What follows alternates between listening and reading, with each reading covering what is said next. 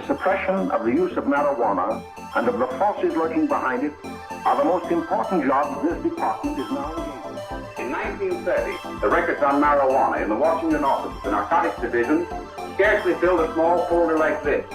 Today, they fill cabinets. Welcome, ladies and gentlemen, Coloradians, and everyone that's smart enough to listen from the outside. One of the most amazing plants we've ever discovered. The pot party, the trippers, the grasshoppers, the hip ones, all gathered in secrecy and flying high as a kite. Welcome back, ladies and gentlemen, to another week of Stoned Appetit. As your host, as always, it's me, Kip. Chris is at the day job, so I got this fort covered. And we're coming to you with a new episode as it is, we're about to kick off Painkiller Week. And I know what you're thinking, but it's not that kind of painkiller. We're coming to you this week from Adrift Tiki Bar, home of Denver's, I guess, most poppin' tiki bar, but also home to one of the newer menus of Denver's restaurant scene. We're going to be talking a little bit about not only the kitchen, but also the drinks that have been pairing, all the hot buzz around the Jungle Bird scene, and then we're going to dive into a little nitty-gritty about the GM and how they kind of came to be. So first off, we want to thank you, Josh, for joining us today. We got Josh Duncan, GM of Adrift, joining us. Josh, how's the day treating you? Hey, Kip, thank you. Today's been great so far. I really can't complain. It's the day off, of course. Yeah, it's my Monday, so but my Mondays are my admin days, so I just kind of spend the day, doing finance stuff or helping out with the bar prep, whatever needs done to get things going. It's the beginning of the week, and you got to get things started, and you got to pay the bills. Speaking of paying the bills, we want to give a shout out to our sponsors, our friends over at Calis Cannabis. Calis, who recently obviously started out in North Glen and opened 2 new locations in Denver, one on 31st and Larimer Street, right next door to Rye Society for those that party in the Rhino or Five Points area. Go over there, check them out. They have a great selection of some of what I call some of my favorite commercial cannabis in Denver. And when I say commercial, I mean you can buy it recreationally. I don't mean these big wigs. This is a family-run operation.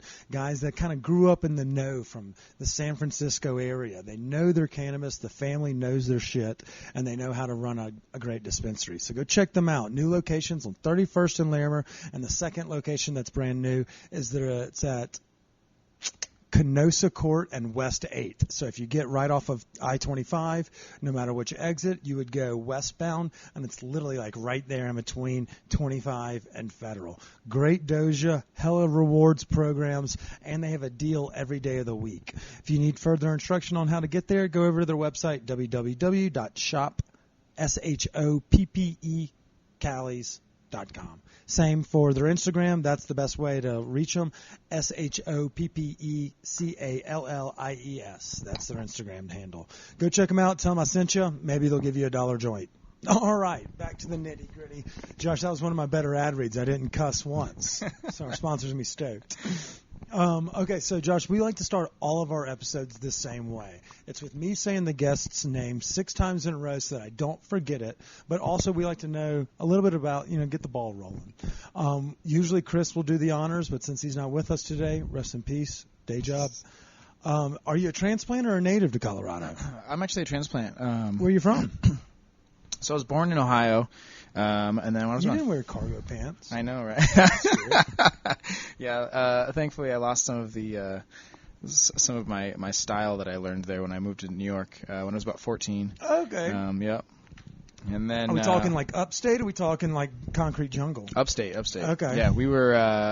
My family and I, we moved to Rochester, New York. Oh, y'all are just like hanging around the lakes area. Yeah, exactly right. I'm a geography guy. It's not a big deal. But it was nice. It was a good transition, And then from there, they moved back to Ohio when I was like 22, and I was like, they were like, "You're coming with us, right?" And I was like, "No." So I stayed in Rochester for another 2 years or so, and then moved here with two of my good buddies from the restaurant industry. Actually, we all worked together. One of them's Nick Morales. And then Giovanni Fioramonte. Giovanni actually works here. Okay. At Adrift with us as a bartender. He's great.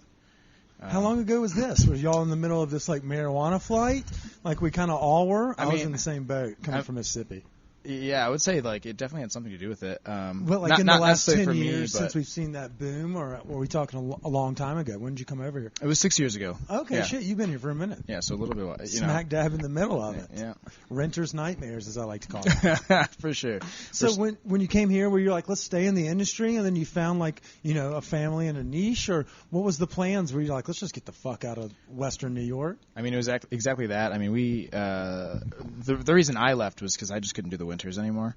Really? Yeah, we were doing. Was it just bitter? It's just terrible. It's just 8 months of cold and like just gray skies. The day that I actually ended up, just saying. You can say whatever you want. Yeah, saying fuck all to it. Thank you. I literally had to. I woke up. I shoveled my driveway to go to the grocery store. Came home. Had to shovel my driveway to get back in the driveway, and then I got ready for work. And then I had to shovel the driveway again to go to work. And after the third time, I was just like, nope, not doing this anymore. I mean, obviously they say that the weather will be, you don't talk about it just because otherwise, there's nothing else to talk about. But I feel like that's a totally different beast than we have here. Like, yeah everyone's like, oh yeah, you can ski and do the Rockies.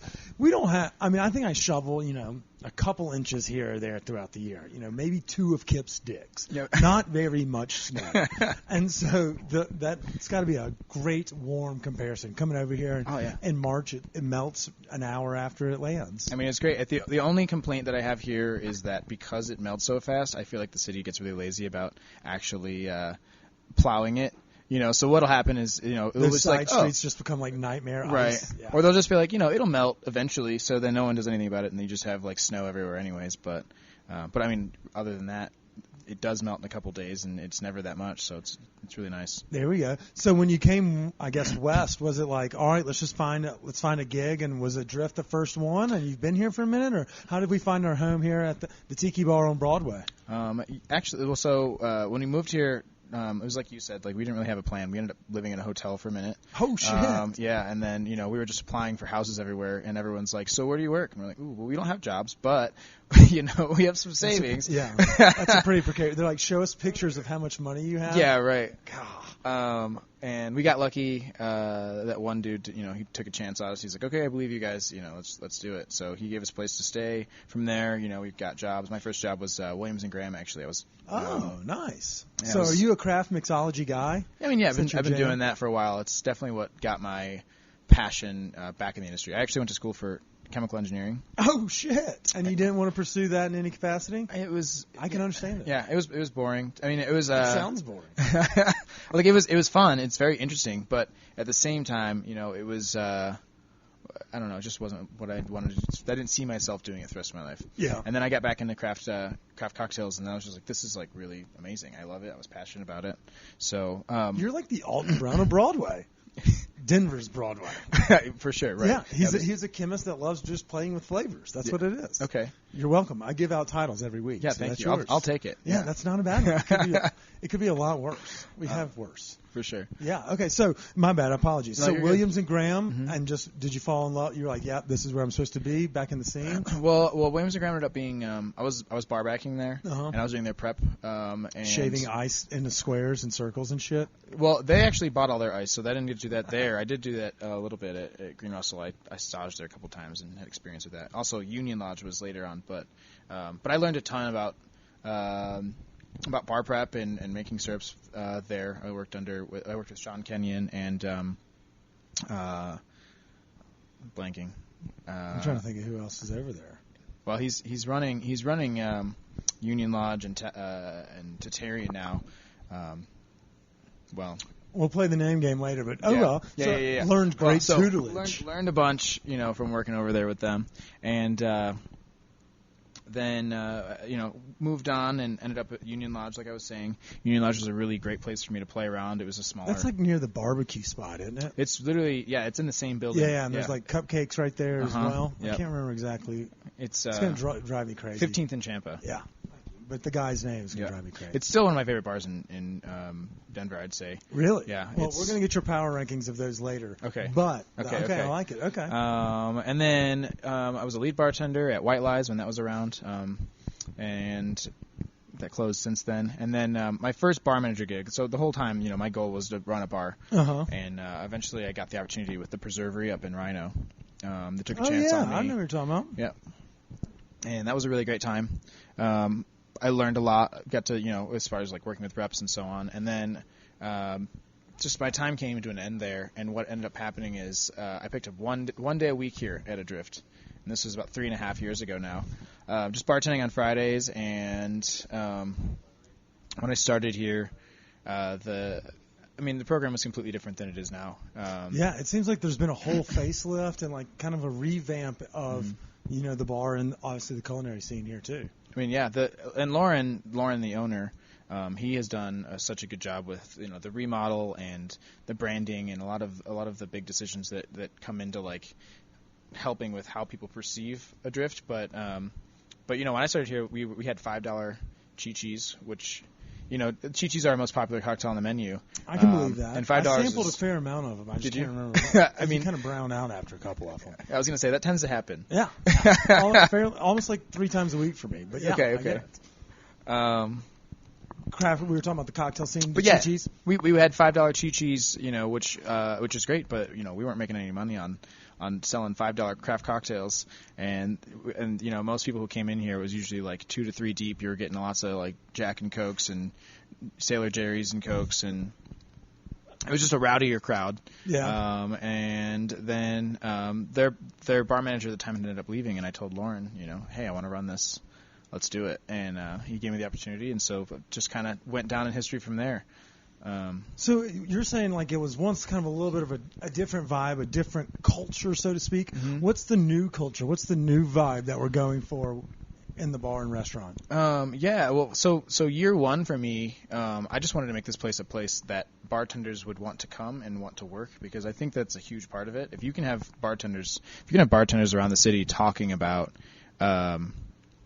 your bar, then that's one way you just, word of mouth. It helps out a lot. And then from there, it was just, elevation. That's what we were really going for. We can, people have this connotation of like sweetness when they think of tiki cocktails. And so, I think we really wanted to make everything more balanced and more like of a craft cocktail, not just a tiki cocktail, right? Like,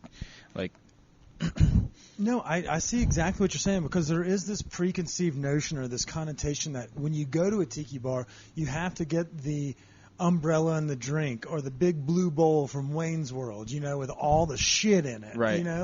But it's not. Y'all have elevated the game to the point where like y'all's Daiquiri, and we talked about it with Stephen Waters from Run for the Roses the other day, a great mixologist as well, and we were talking about the ratio of the Daiquiri from sugar to alcohol to whatever the third part was. And so I had one of y'all's the other day, and it was absolutely fucking delightful. It's not this overpowering, only beachy vibe drink. And while it may not have photoed as well for those that are looking on the social media page for it, I can't remember if I posted it, but it's like that. It's kind of like you found a way to make it an actual cocktail bar with a tiki vibe, rather than being like, oh, it's frozen pina coladas every day on, it's like 7 machines on the wall. Y'all actually have a fully stocked badass bar. Yeah.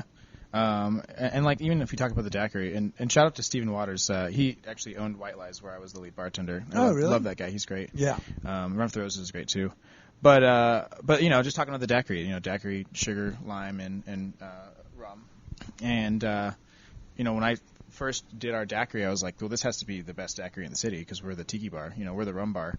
And one of my problems with daiquiris is that you end up, there's no body to them a lot of times. You'll get like the lime and the sugar, and it just kind of cuts out after that, and you get the rum on the back end. And so we add actually pineapple juice to ours, just a half ounce of pineapple juice, which isn't really technically a daiquiri at that point. But, I always tell people it's a salted pineapple daiquiri. And the pineapple juice gives it body, gives a little extra like fruit note on the back end, just balances it out. And the salt, we add some salt to it. The salt will give it, a little bit of a savory note that like, cuts that bitterness from the lime and makes you want to take another sip. You're not kind of like dried out, your mouth's not getting dried out from it.